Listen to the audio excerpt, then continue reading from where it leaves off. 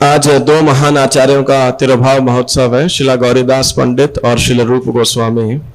और जनरली वृंदावन धाम में तो पिछले 3 दिन से रूप गोस्वामी के तिरुभाव महोत्सव को मना रहे हैं। लगभग हर साल वो मनाते हैं इस प्रकार से, क्योंकि सभी 6 गोस्वामियों के विषय में और विशेषकर रूप गोस्वामी के विषय में तो मतलब कितने भी दिन तक आप व्याख्या करते जाइए, उनकी लीला, उनकी जीवनी, उनके चरित्र, उनके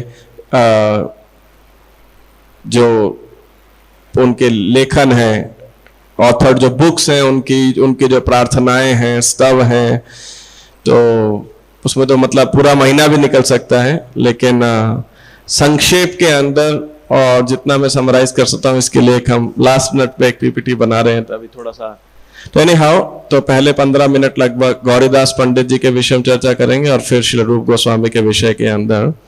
और वृंदावन में तो 3 दिन सेशन में क्या था, रोज 4-5 घंटे का प्रोग्राम रहता है, खासकर VIHE के अंदर जो है रूप गोस्वामी के विषय में उनकी प्रार्थना इत्यादि गाने के लिए। और गौरीदास पंडित भी एक महान व्यक्तित्व है हमारे वैष्णवाचार्यों के अंदर, तो उनके विषय में आता है श्री चैतन्य चरितामृत के अंदर। भक्त थोड़ा आगे आगे आ सकते हैं, शायद काफी खुली जगह। तो चैतन्य चरितामृत में जो आदि लीला के 10वें अध्याय के अंदर कविराज गोस्वामी चैतन्य महाप्रभु को चैतन्य महाप्रभु की कृपा को चैतन्य प्रभु कंपेयर करते हैं एक कल्प वृक्ष के समान है। और जिस प्रकार एक वृक्ष होता है, तो चैतन्य महाप्रभु उस कल्प भक्ति वृक्ष के तने भी हैं। चैतन्य महाप्रभु स्वयं में वृक्ष हैं और अपनी कृपा को प्रदान करने के लिए एक वृक्ष से तुलना की गई है उनकी। और जिस प्रकार एक वृक्ष और वृक्ष का जो रिजल्ट होता है वो क्या होता है, फल। तो ये जो चैतन्य वृक्ष है, भक्ति वृक्ष है या चैतन्य महाप्रभु कल्प वृक्ष है, ये क्या कौन सा फल प्रदान करने आया है, कृष्ण प्रेम का, कृष्ण प्रेम का फल। और जिस प्रकार वाराणसी जाते हैं महाराज श्री चैतन्य महाप्रभु कहते हैं कि मैं तो अकेले ही एक ही मतलब फल बांटने वाला हूं, तो कितने फल बांटूंगा, मेरे को तो अनेक जो है सेना चाहिए, प्रैक्टिकली टीम चाहिए जो इन फलों को बांटने में मेरी मदद कर सके, सहायता कर सके। तो इसीलिए ये जो अध्याय 10 है इसके अंदर, और ये फल कहां लगा होता है, पेड़ के अंदर शाखा पे लगा होता है ना। तो उसी प्रकार से इस वृक्ष की अनेक अनेक शाखाएं की तुलना की गई है महाप्रभु के पार्षदों के साथ के अंदर, क्योंकि वो पार्षद फिर ये कृष्ण प्रेम का फल हमें प्रदान करते हैं। यानी महाप्रभु अपने पार्षदों के माध्यम से, अपने गुरु परंपरा के माध्यम से, गुरु शिष्य परंपरा के माध्यम से, तो उस वृक्ष का वर्णन 10वें अध्याय में किया गया, 10वें अध्याय में किया है। और 11वें अध्याय के अंदर जो है उस वृक्ष की सबसे महानतम शाखा वो कौन है, श्री नित्यानंद प्रभु। और उस शाखा से भी अनेक और शाखाएं, उप शाखाएं निकल रही हैं। तो उसका विस्तार जो है, नित्यानंद प्रभु के जो विस्तार हैं, उसका वर्णन 11वें अध्याय में किया गया है कि कृष्ण प्रेम का यह फल चैतन्य महाप्रभु के द्वारा हमें किस माध्यम से प्रस्तुत होता है या प्राप्त होता है। और प्रभुपाद जी इसके एक तात्पर्य में लिखते हैं कि अंतर्राष्ट्रीय कृष्ण भावनामृत संघ इस्कॉन भी इस चैतन्य वृक्ष की क्या है, एक शाखा है ना, ये भी एक महान शाखा है। तो इस प्रकार से, तो इसके अंदर अध्याय 26 से 27 के अंदर गौरीदास पंडित का वर्णन आता है। गौरीदास पंडित जार प्रेमदंड भक्ति, कृष्ण प्रेमादिते निते धरे महाशक्ति। गौरीदास पंडित जार प्रेमोदंड भक्ति, कृष्ण प्रेमादिते निते धरे महाशक्ति। नित्यानंद समर्पिलो जाति कुल पांति, श्री चैतन्य नित्यानंद करी प्राणपति। तो इसका अनुवाद इस प्रकार से, भगवत प्रेम में सर्वोच्च भक्ति के प्रतीक गौरीदास पंडित में ऐसा प्रेम प्राप्त करने और उसे प्रदान करने की महान शक्ति थी। भगवान श्री चैतन्य तथा भगवान नित्यानंद को अपने जीवन के स्वामी बनाकर गौरीदास पंडित ने भगवान नित्यानंद की सेवा के लिए सब कुछ अर्पित कर दिया, यहाँ तक कि अपने परिवार की सदस्यता भी। तात्पर्य श्रील प्रभुपाद के द्वारा। श्रील प्रभुपाद की जय। श्रील सरस्वती भक्ति सिद्धांत ठाकुर अपने अनुभाष्य में लिखते हैं, कहा जाता है गौरीदास पंडित को हरिहोड़ के पुत्र राजा कृष्णदास का राज्य आश्रय प्राप्त था। गौरीदास पंडित शालिग्राम गांव में रहते थे, जो मुड़ागाछा रेलवे स्टेशन से कुछ दूरी पर है। बाद में वे अंबिका कालना गांव में आकर रहने लगे। गौर गणोदेश दीपिका में कहा गया है कि वे पहले वृंदावन में कृष्ण तथा बलराम के ग्वाल मित्रों में से सुबल नामक गौ थे। गौरीदास पंडित सूर्यदास सरखेल के छोटे भाई थे। वे अपने बड़े भाई की अनुमति से गंगा नदी के तट पर अंबिका काला नामक नगर में जा बसे। उनके कुछ वंशजों के नाम इस प्रकार से हैं, तो लगभग 22.5 वंशजों का वर्णन है, तो वो मैं नाम नहीं ले रहा हूं खाली। गौरीदास पंडित के सबसे बड़े पुत्र बड़ा बलराम और छोटे पुत्र रघुनाथ कहलाते थे। रघुनाथ के पुत्र थे महेश पंडित तथा गोविंद। गौरीदास पंडित की पुत्री का नाम था अन्नपूर्णा। अंबिका कालना गांव शांतिपुर के सामने गंगा के उस पार पूर्वी रेलवे पर कालना कोट रेलवे स्टेशन से 2 मील पूर्व में है। अंबिका कालना गांव में वर्धमान के जमींदार द्वारा बनवाया गया एक मंदिर है, जिसके सामने बड़ा एक इमली का पेड़ है। कहा जाता है कि गौरीदास पंडित और श्री चैतन्य महाप्रभु इस वृक्ष के नीचे मिले थे। जिस स्थान पर यह मंदिर है वह अंबिका कहलाता है, और चूंकि यह कालना क्षेत्र में आता है, यह गांव अंबिका कालना कहलाता है। कहा जाता है कि इस मंदिर में अब भी श्री चैतन्य महाप्रभु की हस्तलिखित भगवत गीता की प्रति है। तो जो गौरीदास पंडित हैं, कृष्ण लीला के अंदर ये सुबल सखा है। कृष्ण के जो सखा हैं, मित्र हैं, वो 4 कैटेगराइजेशन के अंदर उनको 4 प्रकार से कैटेगराइज किया जाता है, या 4 प्रकार के गुटों में बांटा जाता है। तो पहले कहलाते हैं सुहृत, है ना। सुहृत मतलब जो कृष्ण से बड़े हैं और उनका कृष्ण के प्रति रक्षा का भाव, वात्सल्य का भाव रहता है, जिसमें सुभद्र, कुंडल, सुनंद इत्यादि, मंडली भद्र, भद्रवर्धन, और इसके नेतृत्व करते हैं विजयाक्ष। ऐसे अनेक ग्वाल बाल हैं। तो उसमें से जो कृष्ण थोड़े बड़े हैं और जिनका कृष्ण के प्रति एक प्रकार का वात्सल्य रहता है, रक्षा पोषण का भाव रहता है, वो क्या कहलाते हैं? सुहृत, यानी वेल विशर्स। दूसरे कहलाते हैं सखा। सखा वो है जो कृष्ण से जूनियर हैं, कृष्ण से छोटे हैं। तो और ये जो है ये कृष्ण छोटे हैं, तो कृष्ण की सेवा से बड़े आसक्त रहते हैं ये। और कृष्ण के जैसे मतलब एक छोटे भाई का बड़े के प्रति आदर रहता है, तो उस प्रकार से ये सभी जो सखा हैं, इनका भी इस प्रकार से कृष्ण के प्रति एक आदर रहता है, सेवा का भाव रहता है। और इसमें मुख्य है विशाल, ओजस्वी, कुसुमा पीड़ इत्यादि। और फिर तीसरे सखा है प्रिय सखा। तो ये कृष्ण के समान एज के हैं बिल्कुल, और कृष्ण के साथ इनकी बड़ी मित्रता रहती है। जब आप सुनते हैं ना कि कृष्ण को कंधे पे चढ़ा के लेके जा रहे हैं ये सब, तो श्रीदाम, सुदामा, वसुदामा, भद्रसेन इनके लीडर हैं।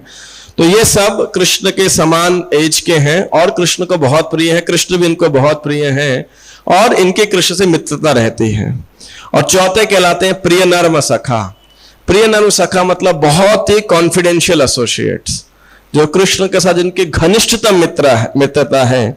विशेषकर सुबल, अर्जुन, उज्ज्वल, ये उन प्रिय नर्म सखाओं के नाम हैं। तो इन्हीं में से एक है सुबल, जो है जो कि कृष्ण के बहुत ही इंटीमेट एसोसिएट हैं। ऐसा बताया जाता है कि कभी जब कृष्ण और सुबल वार्ता करते हैं तो केवल वो दोनों ही समझ सकते हैं, वो तीसरा कोई नहीं है, ब्रज में भी कोई नहीं है जो उनके बातचीत समझ सके। मतलब उतने इंटीमेट सखा हैं कृष्ण के सुबल। सिर्फ जो पुराने भक्त हैं उनके एक नॉलेज के लिए, अभी तो ये वाद विवाद नहीं होता है इस्कॉन के अंदर, लेकिन दशकों पहले, सालों पहले भी नहीं कहूंगा, दशकों पहले एक विवाद रहता था, एक चर्चा का विषय रहता था प्रभुपाद के स्वरूप के विषय के ऊपर। आप सबने किसी सुना नहीं होगा, शायद रेयरली कभी इस विषय के ऊपर सुना होगा। तो एक बहुत चर्चा होती थी कि प्रभुपाद के स्वरूप इत्यादि वगैरह। तो 1-2 प्रभुपाद जी की शिष्याओं का एविडेंस था, ऐसा कहना था कि प्रभुपाद का जो शाश्वत स्वरूप है गोलोक वृंदावन में वो सुबल है, ऐसा, and they had some evidences to give something.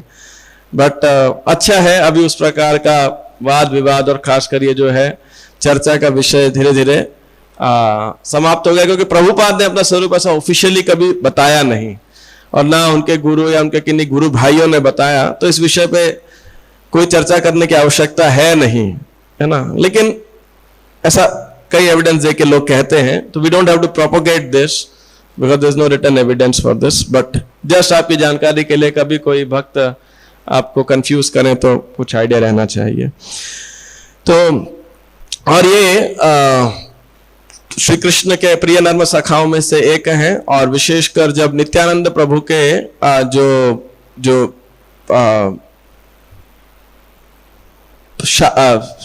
संगी हैं, तो जो उनके वो सभी मुख्यतः ग्वाल बाल हैं, गोपाल हैं, जो कि द्वादश गोपाल, मुख्यतः 12 गोपालों के नाम से जाने जाते हैं, और अन्य भी कई पार्षद हैं नित्यानंद प्रभु के, तो उनके अंदर इनका नाम आता है। गौरीदास पंडित यार प्रेमोदंड भक्ति कृष्ण प्रेम नित्य धरे महाशक्ति। तो ये महाप्रभु को बहुत प्रिय थे, और नित्यानंद प्रभु में इनकी विशेष जो है आसक्ति थी। और ये 5 भाई थे। वैसे यहाँ पे इनके माता पिता का नाम नहीं है, वैसे अवेलेबल रहता है। तो 3 बड़े थे, ये चौथे थे, और इसके तो 6 भाई थे, 5 और भाई थे इनके अलावा, 2 छोटे थे, 3 बड़े थे, ये चौथे नंबर के भाई थे। तो जो तीसरे नंबर के भाई थे उनका नाम था सूर्यदास सरखेल। कोई बता सकता है सूर्यदास सरखेल किस लिए प्रसिद्ध हैं? किसी को आइडिया है? हाँ, क्या है? बोलिए बोलिए। हाँ, उनके बेटे, एग्जैक्टली। तो सूर्यदास सरखेल जो हैं वो वसुधा माता और जानवा माता के पिताजी थे, यानी नित्यानंद प्रभु के ससुर, है ना। और उनके छोटे भाई थे गौरीदास पंडित, है ना। ये जानकारी पुराने भक्तों को तो होनी चाहिए। सूर्यदास सरखेल एक बहुत महत्वपूर्ण भूमिका निभाते हैं। और जब नित्यानंद प्रभु के विवाह की बात होती है तो सूर्यदास सरखेल की काफी लीला का वर्णन आता है वहां पे। और दोनों जानवा और वसुधा उन्हीं की पुत्रियां थी। और इन्हीं के छोटे भाई थे कौन? गौरीदास पंडित। और शालीग्राम नामक एक जगह के अंदर रहते थे, गांव में रहते थे वो। और अपने बड़े भाई सूर्यदास सरखेल से आज्ञा लेकर के फिर ये पास ही के एक जगह पे अंबिका कालना में रहने लगे। और महाप्रभु के लगभग मित्र समान थे ये। और जब महाप्रभु सन्यास लेने लगे तो सन्यास लेने के जस्ट बाद या जस्ट पहले चैतन्य महाप्रभु और नित्यानंद प्रभु फेयरवेल, गुड बाय करने के लिए गौरीदास पंडित को मिलने आते हैं। और उनके स्थान के ऊपर और गौर और निताई दोनों, तो और बहुत देर उनकी वार्तालाप होती है। तो गौरीदास पंडित जो है तो बहुत ही वहां मार्मिक। तो जब चैतन्य महाप्रभु नित्यानंद प्रभु की सेवा करते हैं और जब वे जाने लगते हैं तो गौरीदास पंडित उनसे प्रार्थना करते हैं कि आप मत जाइए। पूरा एक भजन उसके ऊपर लिख देते हैं, बहुत बड़ा भजन है। कृष्णदास करके एक भक्त हैं, वो इस पूरे वार्तालाप को एक भजन के रूप में लिखते हैं। और गौरीदास पंडित उसके बाद में उनसे प्रार्थना करते हैं कि आप मत जाइए। तो नित्यानंद प्रभु चैतन्य महाप्रभु बड़े लेफ हो जाते, भाई हमको तो जाना है, सन्यास लेके आगे जाना है, क्या करें। तो वो उन्हें बोलते हैं कि हम आपको, तो ऐसे अलग अलग जगह वर्णन आता है। एक जगह आता है कि महाप्रभु नित्यानंद प्रभु ने अपने सामान्य 2 मूर्तियों में अपने आप को विस्तारित कर लिया। कई जगह वर्णन आता है कि उन्होंने बोला कि मैं आपको अपने विग्रह रूप प्रदान करता हूं। और वहां पे एक पेड़ था, तो उस पेड़ से उन्होंने, कोई कहता है गौरीदास पंडित ने विग्रह तराशे, कोई कहता है कि महापुरुष स्वयं और नित्यानंद प्रभु स्वयं तराशे। जय श्री कृष्ण बलराम की जय, राधिका रमन की जय, गौरनिताई की जय, श्री प्रभुपाद की जय। तो ऐसा वहां पे बोलते हैं। तो अलग अलग वर्णन आता है। एनी हाउ बिल्कुल सेम गौरनिताई के रूप के अंदर गौरनिताई एक बार प्रस्तुत हो गए विग्रह रूप के अंदर। तो गौरीदास पंडित बड़े प्रसन्न हुए। फिर उन्होंने चारों को भोग लगाया, मतलब 2 गौरनिताई के 2 सेट्स को, चारों को भोग लगाया। और फिर उन्होंने बोला कि ठीक है। महाप्रभु नित्यानंद बोला अब हम जा रहे हैं, तो हम दोनों यहीं रुक जाते हैं और ये जो 2 विग्रह हैं ये चले जाएंगे। तो ये कंफ्यूज हो गए और महाप्रभु नित्यानंद दोनों विग्रह बन गए। तो बोला नहीं नहीं आप रुको, आप चले जाओ। तो ठीक है। तो फिर जो विग्रह रूप वाले थे वो रुक गए, असली वहां पर गौरनिताई जाने लगे। तो ऐसे करे कई बार होने लगा। तो भगवान की इच्छा को देख करके गौरीदास पंडित ने अपनी इच्छा को समर्पित कर दिया कि वहां पे रुके। और आज भी वो गौरनिताई अंबिका कालना के विग्रह में है। नवदीप से शायद 3 स्टेशन है, 2 स्टेशन पहले आता है कालना। तो वहां पे भक्त लोग जाते भी हैं दर्शन करने के लिए। और ये बड़ी सुंदर लीला होती है। और इस गौनिताई के विग्रह से बड़े आसक्त होते हैं गौरीदास पंडित, और अकेले किसी और को उनकी सेवा नहीं करने देते, अनेक प्रकार के भोग बनाते हैं, उनको भोग लगाते हैं। और गौरीदास पंडित गृहस्थ थे और उनके पास ऐसे धन नहीं था, ज्यादा निर्धन ही थे। तो उनकी एक बार इच्छा हुई कि मैं गौनिताई के लिए अच्छा आभूषण लेके आता हूँ और श्रृंगार करता हूँ, लेकिन पैसे तो थे नहीं, कहाँ से लेके आते। तो जब वो आए, जब दर्शन खोला गौनिताई का, तो क्या देखा कि गौनिताई ने बहुत सुंदर आभूषण पहने हुए हैं। तो इनको बहुत गुस्सा आया, कह रहे मैंने तो आपको पहनाया नहीं, कौन आपके लिए लेके आया, है ना। तो ऐसे इनका जो है, क्योंकि ये सखा थे। एक बार और ऐसे ही होता है कि जब ये भगवान को भोग लगाते हैं के लिए जाते हैं, तो कृष्ण गौनिताई कहते हैं तुम भूल गए ब्रज के अंदर हम दोनों कृष्ण बलराम है और तुम सुबल सखा हो। और फिर उन्हें बलराम जी अपने हल और छड़ी, रस्सी और बांसुरी, तो वो रूप दर्शन कराते हैं उन्हें ग्वाल बाल का। इसलिए आप देखेंगे सुबल सखा जो है वो रहते हैं। और तो ऐसे अनेक लीला होती है। जब वृद्ध भी हो जाते हैं ये, तो खूब सारे भोग बनाते थे, तो बड़ी तकलीफ होती थी इन्हें। तो गौनिताई को जब भोग लगाने लगे तो उन्होंने बोला कि आप इतनी तकलीफ क्यों लेते हो, आप वृद्ध हो गए हो, तो आप थोड़ा सा जो आप बनाओगे बना सकते हो, आप बनाओ, हम उसे स्वीकार करेंगे। तो उन्होंने बोला ठीक है, आज तो बनाया, ये आप स्वीकार करो, कल से मैं आपके लिए बस एक शाक और एक कुछ और बना के केले के पत्ते पे अर्पण कर दूंगा। तो बड़े प्रसन्न हुए इस प्रकार से। इनके एक शिष्य थे, उनका नाम था हृदयानंद। तो ये उनकी सेवा करने के लिए आए थे, क्योंकि वृद्ध हो गए थे, सोचते थे कौन। तो एक व्यक्ति आए इनके पास में गेट पे, उनका कुछ तो नाम था, लेकिन फिर इन्होंने उनको नाम दिया हृदयानंद बेसिकली। और वो बड़े चाव से अपने गुरु जी की सेवा करते थे। और एक बारी गौरीदास पंडित कहीं भ्रमण के लिए गए, तो हृदयानंद को पूरे आश्रम के देख रेख विग्रह की सेवा वगैरह सब छोड़ करके गए। वापिस आए तो अब एक उत्सव आ रहा था, आई थिंक गौर पूर्णिमा का महोत्सव था। गौर पूर्णिमा तो नहीं रहेगा मेरे हिसाब से, लेकिन कोई तो महोत्सव था जो मनाना था। तो अब गौरीदास पंडित थे नहीं, और आने में जो बोला था आए नहीं समय से।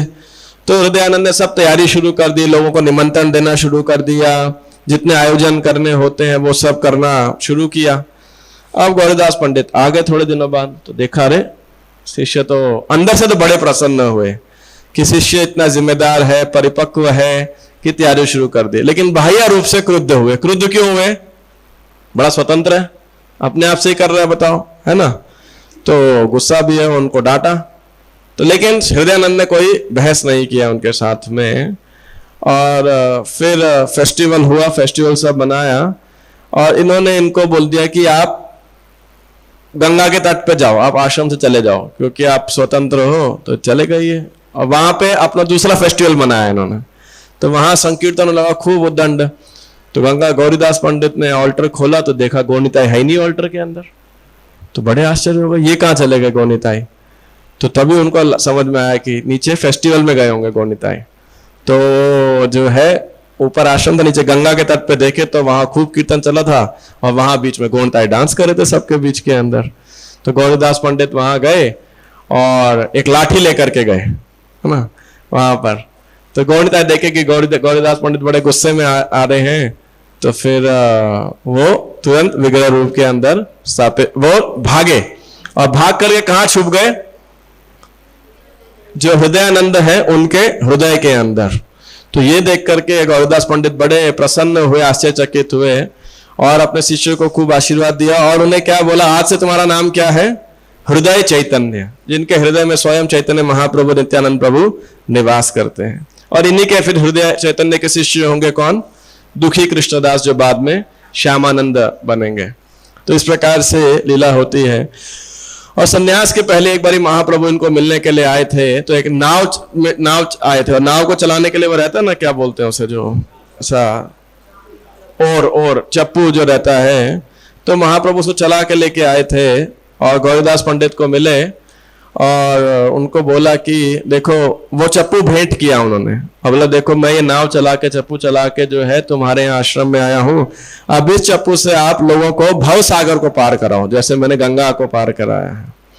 तो इसलिए बोला गया कृष्ण प्रेमा, पिछले वाली स्लाइड, कृष्ण प्रेमा दिते निते धरे महाशक्ति, कि कृष्ण भगवान भगवत प्रेम में सर्वोच्च भक्ति के प्रतीक गौरीदास पंडित में ऐसा प्रेम प्राप्त करने और उसे प्रदान करने की महान शक्ति थी।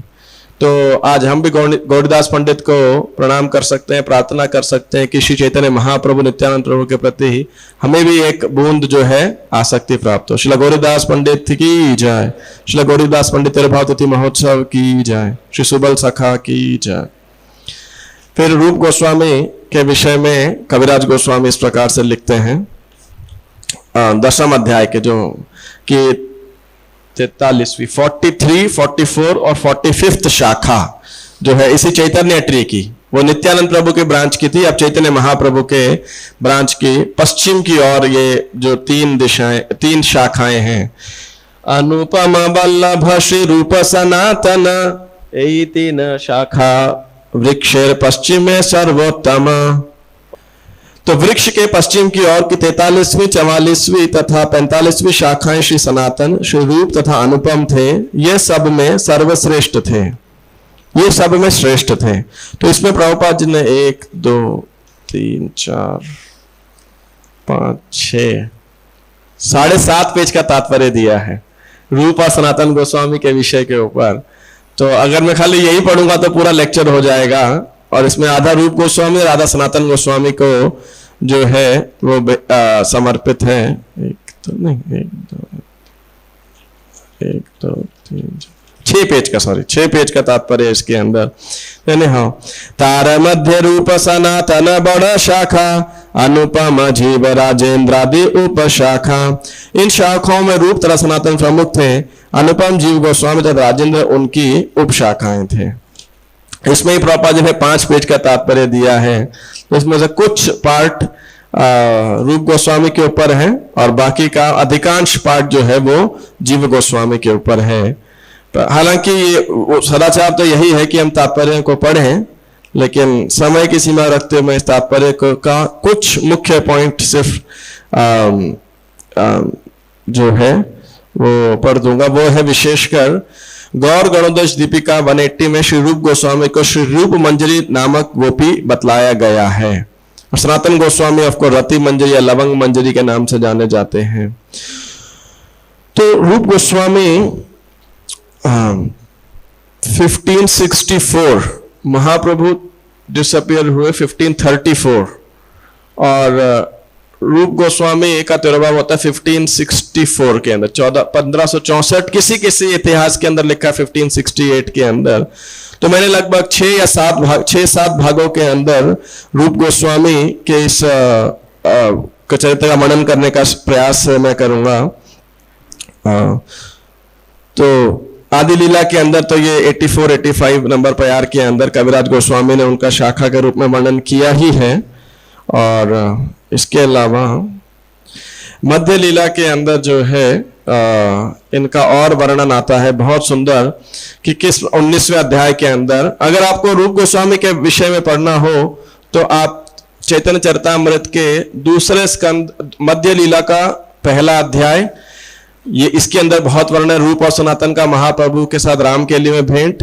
19वां अध्याय जहां प्रयागराज के अंदर श्री रूप गोस्वामी महाप्रभु से मिलते हैं, और उसके बाद में अंत्य लीला का 1 अध्याय, उसके अंदर महाप्रभु की जगन्नाथपुरी के अंदर रूप गोस्वामी के साथ जो प्रसंग होते हैं उनका वर्णन है। तो बहुत विस्तार से कविराज गोस्वामी ने इनका और सनातन गोस्वामी का वर्णन किया है। तो 19 अध्याय के अंदर 6 श्लोक इनके गुणगान के अंदर, कई सारे श्लोक कई जगह पे आते हैं। 19.115 कृष्ण तत्व भक्ति तत्व रस तत्व प्रांत शब शिखाइला प्रभु भागवत सिद्धांत रामानंद पाशयत सिद्धांत सुनीला रूप कृपा करित सब संचारिला श्री रूप हृदय प्रभु शक्ति संचारिला सर्व तत्व निरूपणे प्रवीण करिला। तो यहां बता रहे कृष्ण तत्व भक्ति तत्व रस तत्व प्रांत सब शिखाइला प्रभु भागवत सिद्धांत। श्री चैतन्य महाप्रभु ने भागवत के सिद्धांत पे, चरम सिद्धांतों के ऊपर आधारित कृष्ण तत्व भक्ति तत्व रस तत्व की चरम सीमा की शिक्षा दी, जिसकी चरम परिणति राधा तथा कृष्ण के माधुर्य प्रेम में होती है। तो स्पेशली रसाचार्य रूप गोस्वामी का जो एक महत्वपूर्ण क्रांतिकारी कई कंट्रीब्यूशंस में से एक कंट्रीब्यूशन ये है कि उन्होंने वेदांत और रसशास्त्र का समन्वय किया। ये इससे पहले तक एक तो रसशास्त्र वैसे भी उतने अवेलेबल नहीं थे, अगर थे तो खाली रस की चर्चा है या खाली वेदांत जो है उपनिषदों और इत्यादि उसकी चर्चा है। लेकिन ये लगभग प्रथम ऐसे आचार्य थे जो लेखन के रूप में लिखा। महाप्रभु ने किया सिद्धांत के रूप में, दर्शन के रूप में, लेकिन महाप्रभु ने सिर्फ 8 श्लोक लिखे, कुछ और लिखित में नहीं छोड़ा। लेकिन रूप गोस्वामी ऐसे आचार्य थे जिन्होंने वेदांत और रसशास्त्र को लिखा, और विशेषकर इसके लिए उन्होंने कई प्रकार के लिटरेरी ऑर्नामेंट्स को यूज किया, जिसमें प्रमुख था नाट्य शास्त्र, नाटक लिखने की जो कला है वेदांत के रूप में। तभी इन्होंने विदिग्ध माधव, ललित माधव और अनेक प्रकार के जो है नाटक भी लिखे उस वेदांत और रसशास्त्र को समन्वय करते हुए। और जगह जगह वर्णन आता है, महापुरुष स्वयं कहते हैं कि हाँ, रूप गोस्वामी को मैंने शक्ति प्रदान की थी। और कहां पे प्रदान की थी? विशेषकर प्रयागराज के अंदर, जो इलाहाबाद या आज तो खैर प्रयागराज ही उसका नाम है। तो महाप्रभु ने रामानंद राय से जितने भी सिद्धांत सुने थे उन सबको रूप गोस्वामी को सिखलाया और उन्हें भली भांति शक्ति प्रदान की, जिससे वे उन्हें समझ सकें। और फिर यह महत्वपूर्ण श्लोक है, श्री रूप हृदय प्रभु शक्ति संचारिला सर्वतत्व निरूपणे प्रवीण करिला। नेक्स्ट बस 117। रूप गोस्वामी के हृदय में प्रवेश करके श्री चैतन्य महाप्रभु ने उन्हें समस्त सत्यों के सिद्धांतों के तत्व से समझने की शक्ति प्रदान की। महाप्रभु ने उन्हें एक अनुभवी भक्त बना दिया, जिनके निर्णय गुरु शिष्य परंपरा के निर्णयों से अनुरूप थे। इस प्रकार श्री रूप गोस्वामी को स्वयं श्री चैतन्य महाप्रभु ने शक्ति प्रदान की। तो महाप्रभु स्वयं शक्ति प्रदान की। और इसके बाद कवि कर्णपुर अपने चैतन्य चंद्रोदय नाटक के अंदर उनके लिए और 3 श्लोक लिखते हैं। कालेन वृंदावन के लिवार्ता लुप्ते तिताम ख्यापयितुम विशिष्य कृपामितेनाभिशिष्य च देवस तत्रैवं रूपम च सनातनम च। काल क्रम में वृंदावन में कृष्ण की लीलाओं के दिव्य संदेश लुप्त प्राय हो गए थे। इन दिव्य लीलाओं को स्पष्ट रूप से स्थापना करने के लिए श्री चैतन्य महाप्रभु ने प्रयाग में श्रील रूप गोस्वामी तथा सनातन गोस्वामी को अपनी कृपा का अमृत प्रदान किया, जिससे वे वृंदावन में यह कार्य संपन्न कर सके। यह प्रायेग प्रिय गुण गण गाण बद्धोपि मुक्तो गेहाद्य साद्रस इव परो मूर्त एवाप्य मूर्तः प्रेमालापे दृढ़तर परिष्वंग रथैः प्रयागे तम श्री रूपम सममनुपमेना नुजग्राह देवः। श्री रूप गोस्वामी प्रारंभ से ही श्री चैतन्य महाप्रभु के दिव्य गुणों के प्रति अत्यंत आकृष्ट थे। इस तरह उन्होंने गृहस्थ जीवन से स्थायी रूप से वैराग्य ले लिया। श्री रूप गोस्वामी तथा उनके छोटे भाई वल्लभ को श्री चैतन्य महाप्रभु का आशीर्वाद प्राप्त हुआ। यद्यपि महाप्रभु अपने दिव्य शाश्वत रूप में दिव्य पद को प्राप्त थे, किंतु प्रयाग में उन्होंने रूप गोस्वामी को कृष्ण के दिव्य भावमय प्रेम के विषय में बतलाया। फिर महाप्रभु ने बड़े प्रेम से उनका आलिंगन किया और उन्हें पूर्ण कृपा प्रदान की। प्रिय स्वरूपे दयित स्वरूपे प्रेम स्वरूपे सहजाभिरूपे निजानुरूपे प्रभुरेक रूपे ततान रूपे स्वविलास रूपे। तो ये पूरा श्लोक रूपे रूपे रूप रूप रूप और यूज किया कवि कर्णपुर ने, वो भी कर्ण थे। तो प्रिय स्वरूपे श्री स्वरूप दामोदर गोस्वामी के प्रिय मित्र श्री रूप गोस्वामी, दयित स्वरूपे श्री चैतन्य महाप्रभु की हूबहू अनुकृति के थे, मतलब महाप्रभु के जैसे ही वो दिखते थे और उनके जो वर्ण था वो भी गौर वर्ण था और वे महाप्रभु को अत्यंत प्रिय थे। श्री चैतन्य महाप्रभु के प्रेम की साक्षात मूर्ति के होने के कारण श्री रूप गोस्वामी स्वाभाविक रूप से अत्यंत सुंदर थे। उन्होंने महाप्रभु द्वारा स्थापित सिद्धांतों का सावधानी से पालन किया और वे भगवान कृष्ण की लीलाओं की सही व्याख्या करने के लिए उपयुक्त व्यक्ति थे। श्री चैतन्य महाप्रभु ने उन पर इसलिए अपनी कृपा दृष्टि डाली ताकि वे दिव्य साहित्य की रचना करके सेवा कर सकें। तो श्री रूप गोस्वामी के जो है अनेक प्रसंग हैं। तो सर्वप्रथम उन्होंने क्या किया प्रयागराज के अंदर, मैं क्रमबद्ध, तो ये उनका ग्लोरिफिकेशन था पहला। अब दूसरा है श्री चैतन्य महाप्रभु को उन्होंने 2 प्रार्थनाएं अर्पित करी। हम रोज रूप गोस्वामी को प्रणाम करते हैं, किस रूप से, किस श्लोक से? श्री चैतन्य मनोभीष्टम स्थापितम येन भूतले स्वयं रूपः कदा मह्यं ददाति स्वपदांतिकम। श्री चैतन्य मनोभीष्टम स्थापितम येन भूतले, यानी महाप्रभु के जो मनोभीष्ट है, हृदय की आंतरिक इच्छा है, उसको जिन्होंने इस भूतल के ऊपर स्थापित किया। स्वयं रूपः कदा मह्यम, कब वो रूप श्री रूपपाद रूप गोस्वामी अपने चरणों के धूल या अंतिकम, अपने चरणों की छाया मुझे प्रदान करेंगे। तो रूप गोस्वामी के अनेक कंट्रीब्यूशंस में से एक सबसे कंट्रीब्यूशन क्या है? श्री चैतन्य महाप्रभु का प्रणाम मंत्र, है ना। इनफैक्ट वो महाप्रभु को इतने प्रिय थे कि जब भी कोई भक्त वृंदावन से आता था, ब्रज से वापस आता था जगन्नाथपुरी, तो सब भक्त पूछते थे कि रूप और सनातन वहां पे क्या कर रहे हैं, है ना। तो महाप्रभु स्वयं उससे पूछते थे, कहता कही छे कहे रूप सनातन, कही छे रहे, कही छे वैराग्य, कही छे भोजन, कि किस प्रकार से वो रहते हैं, किस तरह भोजन करते हैं, क्या करते हैं वो। तो भक्त बताते थे कि 24 घंटे वो भक्ति में लगे रहते हैं और हर व्यक्ति उनका प्रशंसा करता हूं। कोई निवास स्थान नहीं है, अलग अलग वृक्ष के नीचे दूसरे एक एक रात बिताते हैं, मधुकरी करते हैं, सूखी रोटी और भुने हुए चने ही खाते हैं, कमंडल लिए रहते हैं, फटी गुदड़ी ओढ़ते हैं, सदैव कृष्ण के पवित्र नाम का जप करते हैं, उनकी लीलाओं की चर्चा करते हैं, अति उल्लास से नृत्य करते हैं, 1-1.5 घंटा विश्राम करते हैं और कभी कभी तो वो भी बिल्कुल नहीं करते। तो इस प्रकार से जो है महाप्रभु जो है उनके बारे में पूछा करते थे। तो अब रूप गोस्वामी जब प्रयागराज के अंदर, पहली भेंट हुई रामकेली के अंदर, दूसरी भेंट होती है उनकी कहां पर?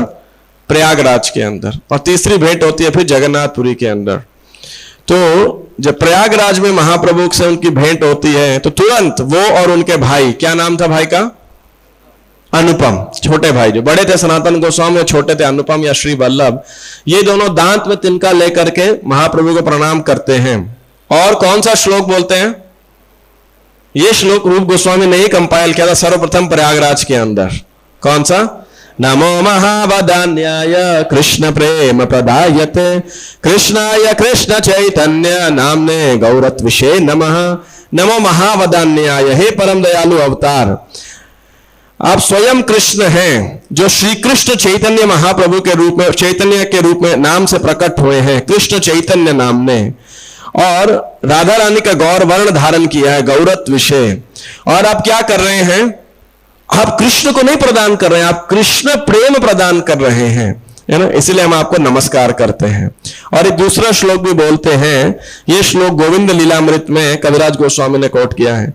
योग्यानम मत्तम भुवनम दयालुर उल्लाघयन्नप्य करोत्र मत्तम स्वप्रेम संपत् सुदयाद्भुते हम श्री कृष्ण चैतन्य ममुम प्रपद्ये। हम उन दयालु पूर्ण पुरुषोत्तम भगवान को सादर नमस्कार करते हैं जिन्होंने अज्ञान से मदोन्मत्त तीनों लोगों को बदल डाला है और उन्हें भगवत प्रेम के कोश के अमृत से उन्मत्त बनाकर रुग्ण अवस्था से उनकी रक्षा की है। हम उन भगवान श्री कृष्ण चैतन्य की शरण ग्रहण करते हैं जिनके कार्यकलाप अद्भुत हैं। तो रूप गोस्वामी के अनेक कंट्रीब्यूशन, पहला कंट्रीब्यूशन क्या है? ये महाप्रभु का प्रणाम मंत्र, नमो महावदान्याय विशेषकर। फिर महाप्रभु रूप गोस्वामी को जो मनोभीष्ट बोला जाता है वो इसीलिए कि श्री चैतन्य महाप्रभु जब जगन्नाथपुरी में होते हैं तो रथ यात्रा के दौरान जो है महाप्रभु एक पर्टिकुलर श्लोक एक दिन भगवान के सामने गा रहे होते हैं। तो वो गाते हैं, लेकिन किसी को सिवाय स्वरूप दामोदर गोस्वामी के वो श्लोक किसी को समझ नहीं आता है ना। तो और फिर महाप्रभु एक दिन समुद्र स्नान के पास आते हैं तो जो है तो रूप गोस्वामी जाते हैं स्नान के लिए और उसको एक पत्र पे लिखकर छत के नीचे छुपा के चले जाते हैं। महाप्रभु पीछे से आ जाते हैं, उस पत्ते को निकालते हैं। जब वो ये श्लोक देखते हैं तो महाप्रभु जो है उसको पढ़ते हैं, बड़े आनंदित होते हैं। तभी रूप गोस्वामी आ जाते हैं और उनको महाप्रभु को देख के प्रणाम करते हैं। जैसे ही उठते हैं महाप्रभु प्रेम से एक हल्के से थप्पड़ लगाते हैं उनको। कह रहे मेरा हृदय इतना गूढ़ है, गोपनीय है, तुम्हें कैसे पता लग गया इसका? और चैतन्य महाप्रभु ने वो श्लोक ले लिया और स्वरूप दामोदर गोस्वामी को दिया और उनसे पूछा, मोर अंतर्वार्ता रूप जानी लके मने स्वरूप कहे जानी कृपा करिया छ आपने। स्वरूप दामोदर से पूछा उन्होंने, ऐसा कैसे ये रूप मेरे हृदय को कैसे समझ पाया, मन को कैसे समझ पाया? स्वरूप दामोदर गोस्वामी ने बोला, मेरे को एक ही बात समझ आती है कि पहले ही उनको आपने अपनी अहेतु की कृपा प्रदान की है। तो महाप्रभु कहते हैं कि हाँ, मैंने उसे शक्ति प्रदान की प्रयागराज के अंदर। और ऐसा 3-4 जगह और महाप्रभु स्वयं इस बात को जगन्नाथपुरी के पार्षदों को बताते हुए कहते हैं, खुद महाप्रभु उनका गुणगान करते हैं। तो श्री चैतन्य मनोभीष्टम, इसीलिए मनोभीष्ट, जो महाप्रभु के मन को भली भांति जानते हैं। फिर महाप्रभु उनको शिक्षा प्रदान करते हैं, उपदेश देते हैं पूरे 19वें अध्याय के अंदर। तो महारूप गोस्वामी को अनेक प्रकार की वो शिक्षाएं देते हैं, जिसके अंदर पहली शिक्षा थी भक्ति लता बीज की, कि किस प्रकार से भक्ति लता बीज कितना दुर्लभ है। ब्रह्मांड भ्रमित कौन भाग्यवान जीव, गुरु कृष्ण प्रसाद पाए भक्ति लता बीज। और किस प्रकार से एक भक्त को माली बनना चाहिए और इस भक्ति लता बीज का सिंचन करना चाहिए। किस चीज से? श्रवण और कीर्तन के जल से। और जो भक्त सो रहे हैं थोड़ा वो भी जाग जाए। तो श्रवण और कीर्तन के जल से माली हया सही बीज करे आरोपण, श्रवण कीर्तन जले करे ये सिंचन। और इसके बाद में इसी के अंदर किस प्रकार से भक्तिलता बीज का सिंचन करते हुए ये जो है गोलोक वृंदावन तक जाती है। लेकिन इस बीच में भक्त को 2 बातों से ध्यान रखना चाहिए। पहला क्या है? यदि वैष्णव अपराध उठे हाथी माता, उपाड़े व छिंदिता अर सुखी जाए पाता। पहला वैष्णव अपराध से, और दूसरा किस चीज से? उपशाखाओं के साथ में। किंतु यदि लतार संगे उठे उपशाखा, भुक्ति मुक्ति वांछा यथा संज्ञ तार लेखा, निषिद्धाचार कुटे नाट्य जीव हिंसन, लाभ पूजा प्रतिष्ठा देयत उपशाखा गण। और उपशाखाओं से हमें बचना चाहिए। और इसके बाद महाप्रभु उन्हें 5 रसों की शिक्षा प्रदान करते हैं, है ना। नहीं, इसके बाद महाप्रभु उन्हें पूरा कृष्ण प्रेम कैसे प्राप्त होगा उसका विषय बताते हैं, और उस शुद्ध भक्ति प्रेम भक्ति का लक्षण बताते हैं। वो क्या लक्षण है? अन्याभिलाषिता शून्यम ज्ञान कर्माद्यनावृतम, आनुकूल्येन कृष्णानुशीलनम भक्तिरुत्तमा। तो महाप्रभु जो भक्ति रसामृत सिंधु, ये सब महाप्रभु ने जो शिक्षाएं दी वहीं से आता है। और स्वयं महाप्रभु इस श्लोक को बताते हैं, किसको? रूप गोस्वामी को, अपनी शिक्षा देते हुए। और फिर जो महाप्रभु प्रेम के लक्षण बताते हैं, प्रेम क्या है, कैसे गुण है, और प्रेम के आप कह सकते हैं 5 प्रकार हैं, या भगवान से आसक्ति 5 रस हैं। भक्त भेद रति भेद पंच प्रकार, शांत रति दास्य रति सख्य रति यार, वात्सल्य रति मधुर रति ये पंच विभेद रति भेद, कृष्ण भक्ति रस पंच भेद। तो 5 रस जो हैं, साख्य दास्य वात्सल्य माधुर्य और शांत दास्य सख्य वात्सल्य और माधुर्य, ये 5 रस। और इसके अलावा 7 जो गौण रस हैं, हास्य अद्भुत वीर करुण रौद्र विभत्स भय, पंचविध भक्ति गौण 7 रस है। तो हास्य अद्भुत वीर करुण रौद्र विभत्स तथा भयानक, ये 7 प्रकार गौण रस है। उसको डिटेल के अंदर महाप्रभु 5 रसों को, सबके उदाहरण देना, सबके कैरेक्टरिस्टिक्स, वो सब एक्सप्लेन करते हैं, और रूप गोस्वामी को जो है शक्ति संचारित करते हैं। इसके बाद महाप्रभु जो है श्री रूप गोस्वामी को 4 मुख्य शिक्षाएं देते हैं। सॉरी, नेक्स्ट शिक्षाएं नहीं, आदेश देते हैं। प्रयाग में तो कहते हैं कि आप वृंदावन जाइए और जगन्नाथपुरी जब आते हैं तो जाते समय उन्हें 4 आदेश देते हैं। वो वृंदावन जहा तुम रही हो वृंदावन, एक बार यह पाठाइय सनातने। अभी तुम वृंदावन जाओ, वहीं पर रहो, और वहां से अपने भाई बड़े भाई सनातन को भेज देना। और फिर क्या 4 आज्ञा है, वो इस प्रकार से है। ब्रजे जाई रस शास्त्र करिह निरूपण, लुप्त तीर्थ सब तहा करिह प्रचारन, कृष्ण सेवा रस भक्ति करिह प्रचार, आमिह देखिते तहा जाइनु एक बार। आप वृंदावन जाओ, वहीं रुकना। तो पहला कार्य क्या कीजिए? शास्त्र करिह निरूपण, भक्ति शास्त्रों की आप लेखन कीजिएगा, निरूपण कीजिएगा। दूसरा क्या कीजिएगा? लुप्त तीर्थ सब तहा करिह प्रचारण, और जितने लुप्त तीर्थ है राधा कृष्ण नित्य लीला करिला प्रकाश, उनका प्रकाशित कीजिएगा। तीसरी क्या दी? कृष्ण सेवा रस भक्ति करिह प्रचार, कृष्ण सेवा की, कृष्ण की सेवा को स्थापित करना। यानी किस रूप में स्थापित करना? श्री विग्रह के रूप में। तो ना उनके मंदिर बनाना और विग्रह की सेवा के रूप में स्थापित करना। और रस भक्ति करिहा प्रचार, और चौथा क्या है, भगवान कृष्ण की भक्ति के रसों का प्रचार करना। और उन्हें कहते हैं मैं एक बार फिर वृंदावन आऊंगा। और एतबली प्रभु तारे कोयला आलिंगन रूप गोसाई शिरे धरे प्रभु र चरण, और महाप्रभु का आलिंगन किया, उन्होंने महाप्रभु के चरण पे अपने सिर रखे और वहां से विदा लिया। बंगाल के रास्ते होकर वो वृंदावन लौटते हैं। तो ये महाप्रभु को 4 आज्ञा थी। पहला भक्ति शास्त्रों की रचना करना, दूसरा लुप्त तीर्थों का प्रकाशन, लुप्त तीर्थों को प्रकाशित करना, या और तीसरा कृष्ण की सेवा, श्री विग्रह की सेवा स्थापित करना, और चौथा भक्ति के रसों का प्रचार करना, है ना। प्रभुपाद जी अपने तात्पर्य के अंदर जो असली रूपानु का वैष्णव है वो क्या करते हैं, वो ट्रांसेंडेंटल लिटरेचर को लिखते हैं और छापते हैं। प्रभुपाद जी ऐसा कह रहे हैं, असली रूपानु का वैष्णव जो है वो ये कार्य करते हैं। कुछ प्राकृत सहजियां हैं जो वृंदावन में बैठते हैं, वो सोचते हैं कि शास्त्र पढ़ना तो नौ सीखे भक्तों का कार्य है, कनिष्ठ भक्तों का अधिकार है, वो है। लेकिन प्रभुपाद जी कहते हैं कि नहीं, पुस्तकें लिखना और पुस्तकों को बांटना जो है ये वास्तविकता में समाज के कल्याण के लिए ये सबसे उच्चतम वैष्णव का कार्य है। और इस प्रकार से जो है रूप गोस्वामी को वो आदेश देते हैं। तो रूप गोस्वामी ब्रज में आते हैं, ऐसा बनाता लगभग 50-51 साल वे ब्रज के अंदर रहे। तो जब रहे तो एक दिन उनको बहुत वियोग होने लगा कि भाई मैं तो महाप्रभु की आज्ञा का पालन नहीं कर पा रहा, कोई लुप्त तीर्थ नहीं हुए। ऐसे करके वो विचार कर रहे थे और बड़ा विलाप कर रहे थे, दुखी हो रहे थे। तो फिर उनको जो है विचार ऐसे कर रहे थे, तो कुछ ब्रजवासी आए।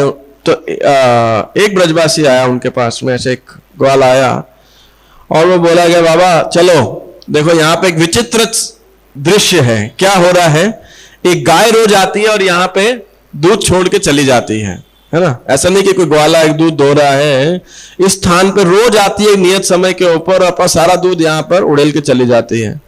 बड़ी विचित्र सी बात है भाई, गाय को धोना पड़ता है, अपने आप नहीं धोते हुए, है ना। गाय को चारा खिलाना पड़ता है या खुद खा लेती है? चारा खुद खा लेती है, लेकिन दूध निकालना पड़ता है ना। तो फिर रूप गोस्वामी वहां पे गए, और जब वहां पे गए तो ये दृश्य देख के उनको बड़ा आनंदित हुआ। तो सब ब्रजवासियों को लेकर के आए, फावड़े कुदाल इत्यादि, और वहां खोजना चालू किया। और जब खोदा तो कौन निकला? श्री गोविंद देव जी के विग्रह निकले। उन्हें बहुत सुंदर गोविंद देव जी का प्राकट्य हुआ, और रूप गोस्वामी को बड़ा प्रसन्नता हुई कि गोविंद देव जी प्रकट हुए। और क्योंकि अब वे महाप्रभु की जो आज्ञा उनको लगा कि हाँ अब जो है एक एक करके पूरी होने वाली है। और सभी ब्रजवासी वैष्णव बहुत आनंदित हुए कि इस प्रकार गोविंद देव जी उनका दर्शन किया। और ऑफ कोर्स बाद में उनका मंदिर बनाया गया, बड़ा विशाल मंदिर। तो वो रघुनाथ दास गोस्वामी के शिष्य थे, जो जयपुर के राजा थे। तो एनी हाउ, और तभी रूप गोस्वामी और विचार कर रहे थे, इस बात में मनन कर रहे थे। तो उसके कुछ ही दिनों बाद, मतलब शायद 2-4 दिन के बाद ही रूप गोस्वामी विचार कर रहे थे, तो उनके स्वप्न के अंदर एक बहुत ही सुंदर दिव्य सुंदरी प्रकट होती हैं, और वे कहती हैं कि मुझे भी आप निकालो। और रूप गोस्वामी उनसे वार्तालाप कहते हैं, और कह रहे मैं विचार ही कर रहा था कि आप तो कृष्ण की सेवा में सदैव रहती, नित्य रहती है। कौन है वो? वृंदा देवी, राधा रानी नहीं, वृंदा देवी। तो और वृंदावन पे तो पूरा जो राधा कृष्ण की लीलाओं के अंदर जो अरेंजमेंट करती है वृंदा देवी हैं। तो वृंदा देवी ने कहती है कि मैं यही गोविंद देव जी के पास एक ब्रह्म कुंड के अंदर हूँ, ब्रह्म कुंड नामक स्थान था। तो रूप गोस्वामी वहां जाते हैं और वृंदा देवी को भी प्रकट करते हैं, और गोविंद देव जी के राइट साइड में उनका स्थापित किया जाता है। तो इस प्रकार से तो गोविंद देव जी आज कहां पर है? वे जयपुर के अंदर, और उनके प्रतिबिंब मूर्ति आपको वृंदावन के अंदर हैं। और पहले क्या हुआ था कि जब वृंदावन में मुगलों का आक्रमण होने लगा, तो ब्रजवासी लोग जगह जगह छुपाते थे। तो ऐसा छुपाते छुपाते वो लेकर के गए उन्हें काम्य वन। आज राजस्थान के मतलब ज्योग्राफिकली वो भरतपुर डिस्ट्रिक्ट के अंदर आता है काम्य वन का काफी सारा पार्ट। कामा नाम से आज भी जाएंगे तो वहां के लोकल लोग कामा बोलते हैं उस जगह को।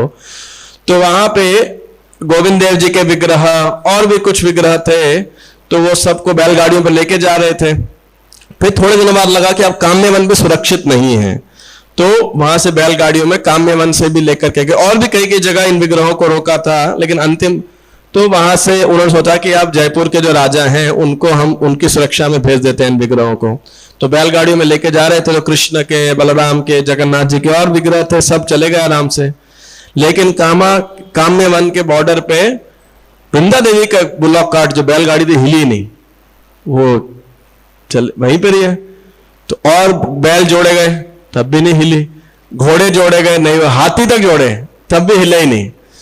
तो फिर उनको समझ आ गया कि वृंदा देवी क्या है, वो व्रत छोड़ के नहीं जाना चाहते। और बाद में बलदेव विद्याभूषण जी जो है वृंदा देवी के इस भाव को प्रकट करते हैं कि वृंदा देवी के मन में क्या चल रहा था। तो अभी समय नहीं है, तो मैं, और ना मेरे पास वो प्रिपेयर्ड है कि बलदेव विद्याभूषण ने क्या, क्यों वृंदा देवी वहां नहीं गई। तो आज भी काम्य वन के अंदर वो वृंदा देवी जो है स्थापित है, तो काम्य वन के अंदर वो वृंदा देवी वहां पे स्थापित है। वृंदा देवी की उपासना और भी जगह होती है, नंदगांव बरसाना के पास जो वृंदा कुंड है, वहां भी वृंदा देवी का मंदिर है।